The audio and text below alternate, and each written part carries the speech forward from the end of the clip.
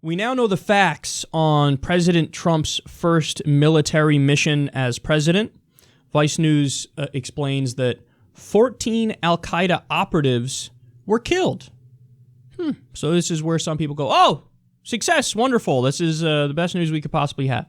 But, quote, he hailed his first counter-terror operation since becoming president a success, though it clearly did not run to script, resulting in the death of a U.S. commando, injuries to 6 other soldiers, and the deaths of at least 10 women and children.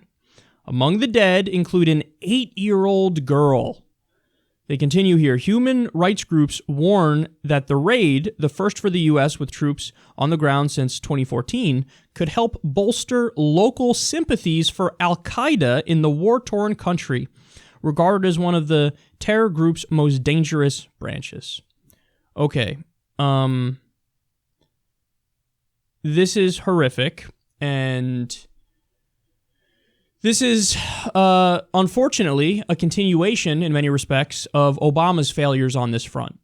So, under President Obama, they took out Anwar al-Awlaki with a drone.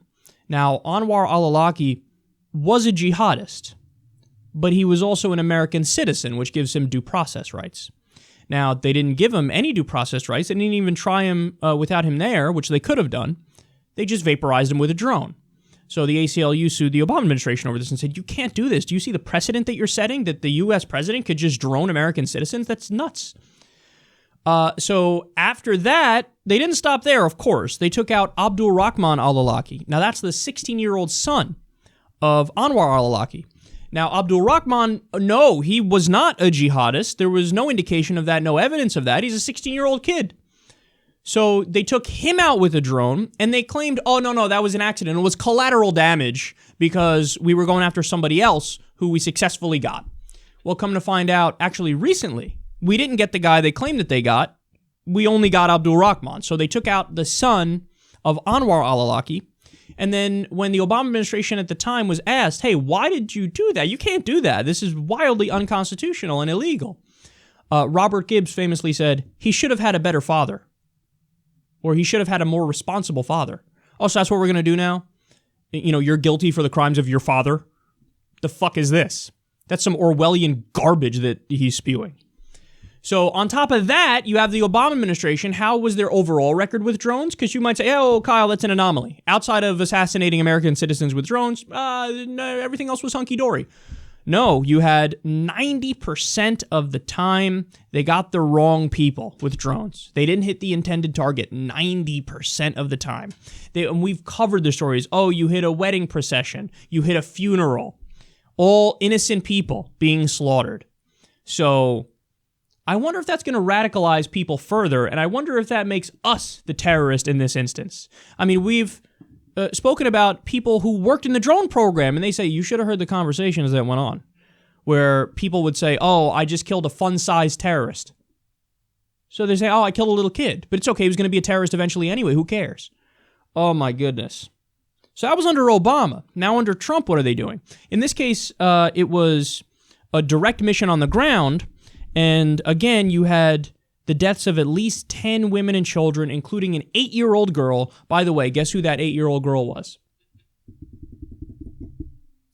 The sister of Abdul-Rahman al-Awlaki.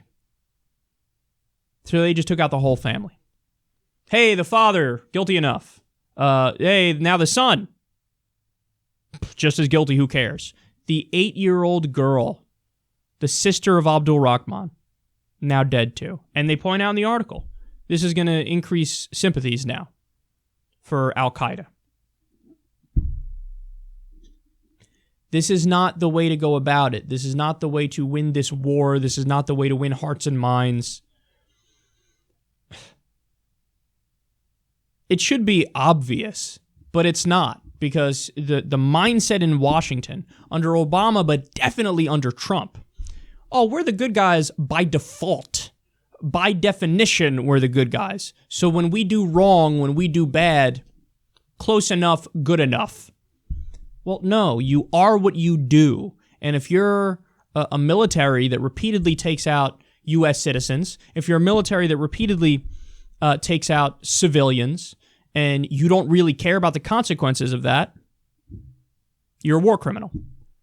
So let's actually try to abide by international law and abide by the U.S. Constitution and have a foreign policy that we would expect from any other nation.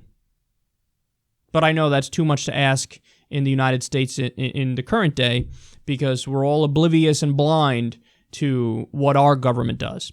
There's a reason why, according to a Gallup poll recently, within the last few years, they polled people all around the world, who's the biggest threat to world peace? The answer was not Russia. The answer was not Iran. The answer was the United States of America. Unless you say, oh, that's because everybody else is stupid and dumb and idiotic.